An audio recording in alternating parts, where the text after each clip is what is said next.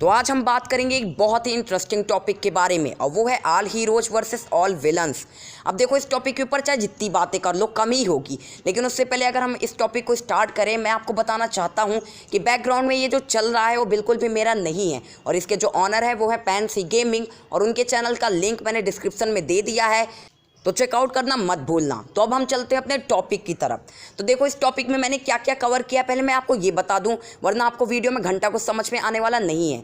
तो देखो, अगर ऑल हीरोज से मेरा मतलब है यहाँ पे जितने भी अवेंजर्स हैं और जितने भी जस्टिस लीग है, और ध्यान देना मैं यहाँ पे कोर अवेंजर्स और कोर जस्टिस लीग को लूँगा। वैसे भी जस्टिस लीग में केवल 7 मेंबर्स ही हैं, और उनमें से 6 कोर में आते हैं सेजम को छोड़ करके, और अवेंजर्स में मैंने सिर्फ 6 कोर मेंबर्स को लिया है, और बाकी सारे मेंबर्स को अगर मैं ले लूँ तो यहाँ पे बहुत सारी दिक्कतें क्रिएट हो जाएंगी, जिनको मैं आगे एक्सप्लेन करने वाला भी हूँ। तो अब देखो, समानता का अधिकार हमने सबको दे रखा है, और हमने ही नहीं, मोदी जी ने खुद दे रखा है। तो इसीलिए हम विलन्स के साथ भी उसी तरह कुछ विलन्स को हटा देंगे, जैसे कि है डोरमामू, ईगो। अब देखो, इन दोनों को हटाने का मेन रीज़न यही है कि ये बहुत ही ज़्यादा ओवर पावर्ड हैं, और इनमें से अकेले में इतनी ताकत है कि सारे सुपर हीरोज़ को पेल पाल के रामपाल बना देंगे। तो इसीलिए मैं इनको इंक्लूड नहीं करूँगा। तो चलिए अब वीडियो स्टार्ट कर देते हैं, क्योंकि हमें सारी तरह से समझ में आ गई है कि बैटल कैसी होने वाली है। तो अब दोनों टीम देखो आमने सामने खड़ी हो चुकी हैं। तो अब देखो, सबसे पहले जिन सुपर हीरोज़ के पास ज़्यादा पावर्स हैं और या फिर वो उड़ सकते हैं, वो उड़ के सीधा अटैक करेंगे। और अगर हम देखें विलन्स की साइड में, तो बहुत कम विलन्स हैं जो उड़ना जानते हैं। I mean majority of villains जिनके पास बहुत ज़्यादा पावर है, लाइक थानोस, हेला और भी जितने हैं, जैसे डूम्सडे, ये काफ़ी अच्छी तरह से उड़ नहीं पाते। अब देखो, डूम्सडे के साथ थोड़ा बहुत लफड़ा है, क्योंकि अभी इसको क्लियर नहीं मैं कर पाया हूँ कि ये पूरी तरह से उड़ भी सकता है या फिर नहीं, और मे भी ये उड़ भी सकता होगा, लेकिन हमें इस तरह उड़ते हुए लाइव एक्शन में नहीं दिखाया गया। और जबकि ये हल्की तले छलांग ही मारता है, तो हम ऐसा कंक्लूड कर सकते हैं कि मे बी ये उड़ नहीं सकता है।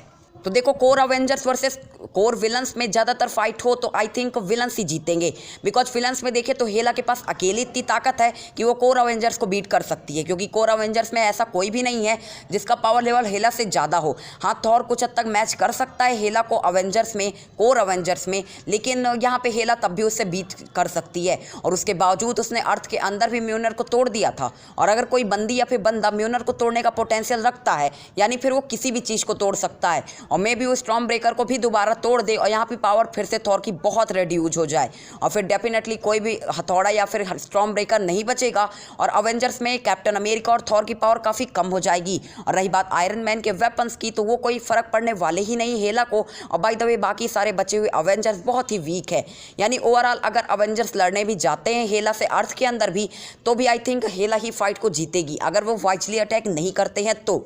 अब देखो, मुझे भी पता है कि कुछ लोगों को ये बात हजम नहीं हो रही होगी कि भला हेला कैसे हरा सकती है कोर अवेंजर्स को। तो अभी भी इकलौता विलन है ये, अभी और बच्चे हैं, जैसे थानोस बचा है, उसके 4 बच्चे यानी कि ब्लैक ऑर्डर्स बचे हैं, और उनमें जो मोस्ट पावरफुल ब्लैक ऑर्डर यानी इबोनी मॉब को मैं इंक्लूड कर लूँ, तो हेला और इबोनी मॉब मिलकर अवेंजर्स को बीट कर सकते हैं। और अगर जस्टिस लीग की बात की जाए तो डूम्सडे खड़ा है अभी, और डूम्सडे के साथ थानोस विद स्वॉर्ड भी आ जाएगा, देन डेफिनेटली वो जस्टिस लीग को भी बीट कर देंगे, क्योंकि जस्टिस लीग के one of the most powerful members यानी कि सुपरमैन, वंडर वुमन और एक्वामैन, इन तीनों को डूम्सडे संभाल सकता है, और बाकी के जो 3 बचे हैं उनको थानोस विद स्वॉर्ड संभाल सकता है। और अब भी इसमें कोई गलतफहमी हो तो अभी भी कई सारे विलन्स बचे हैं, लाइक ब्लैक ऑर्डर के अभी भी मेंबर्स बचे हैं, और अगर उन्होंने साथ दे दिया देन डेफिनेटली वो हीरोज को काफ़ी बुरी तरह से हरा देंगे। यानी कोर विलन्स और कोर अवेंजर्स में तो विलन्स का जीतना पक्का है, वही 101% चांसेस इसके साथ। तो कोर विलन और कोर अवेंजर्स या फिर जस्टिस लीग मेंबर्स में तो विलन्स का जीतना तय है। तो अब बात कर लेते हैं कि सारे विलन्स वर्सेस सारे हीरोज हो जाए तो कौन जीतेगा।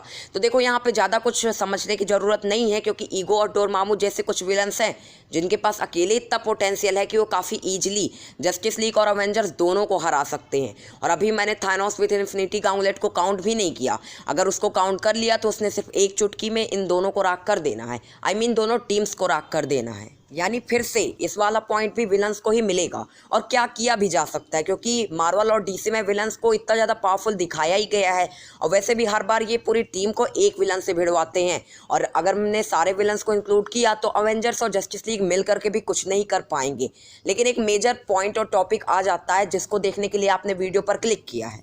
कि क्या हो जिसमें हमने सारे हीरोज को इंक्लूड कर ले और विलन्स में केवल मेजर विलन्स को इंक्लूड करें, तो कौन जीतेगा इस फाइट में। I mean Thanos with IG, Dormammu, ego और छोटे मोटे कुछ विलन्स को इग्नोर करें और कुछ मेजर विलन्स को ही उठा लें और साथ में हीरोज में सभी हीरोज को ले ले, तो अब कौन जीतेगा। तो देखो यही मेन टॉपिक है जहाँ पर थोड़ी बहुत चर्चा की जा सकती है और उसके बारे में हम करेंगे भी।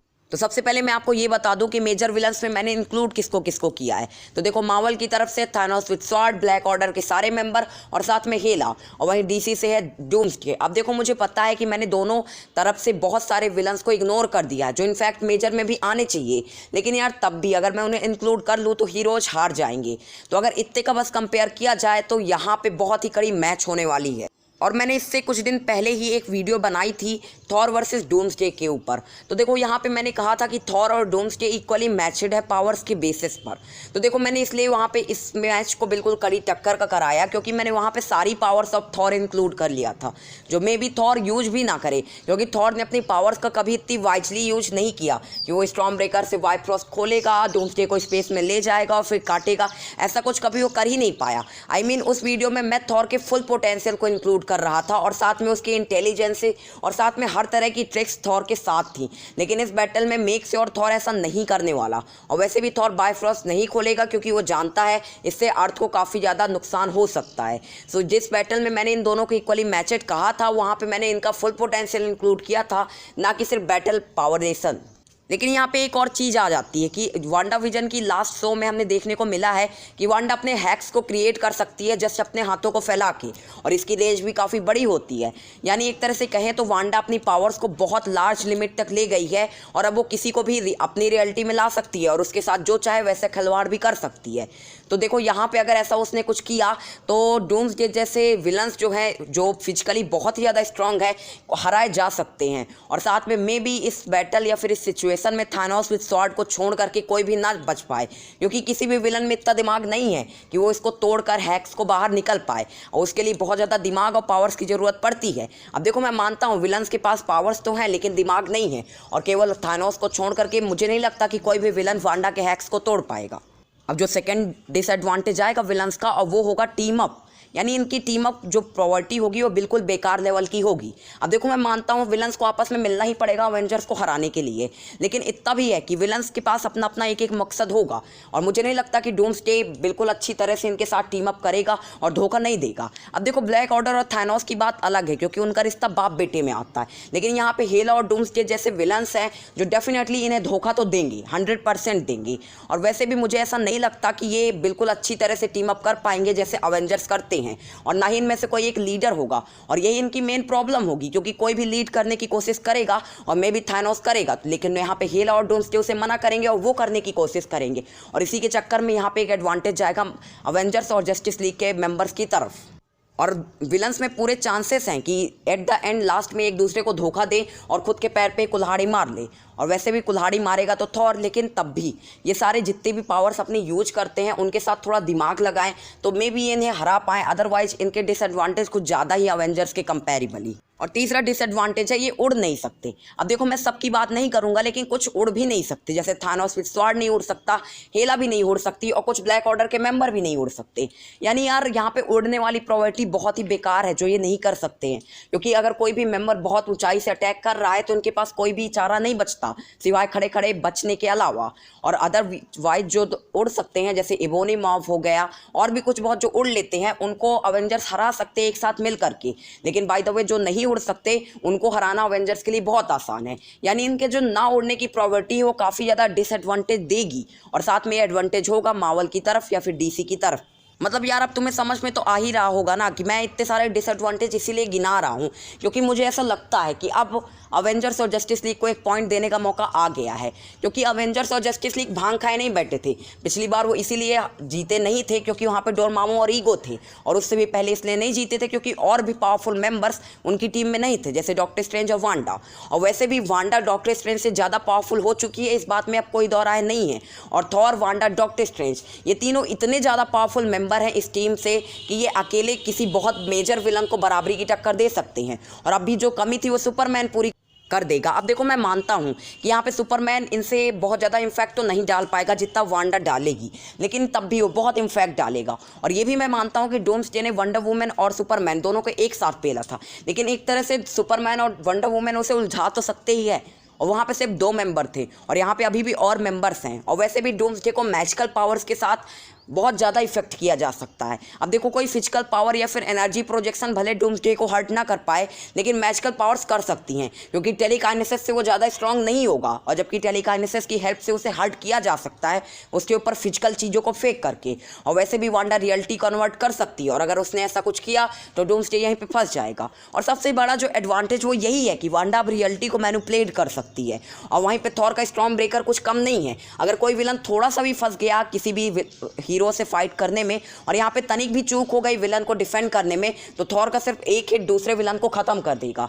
यानी स्टॉर्म ब्रेकर और वांडा की रियलिटी वार्पिंग वाली पावर भारी पड़ेगी डेफिनेटली इन विलन्स पर। और पिछली बार हेला इसीलिए गंगनेर के स्टैप को सह पाई थी क्योंकि वो एस्गार्ड के अंदर थी, और इस फाइट को हम अर्थ में करवा रहे हैं।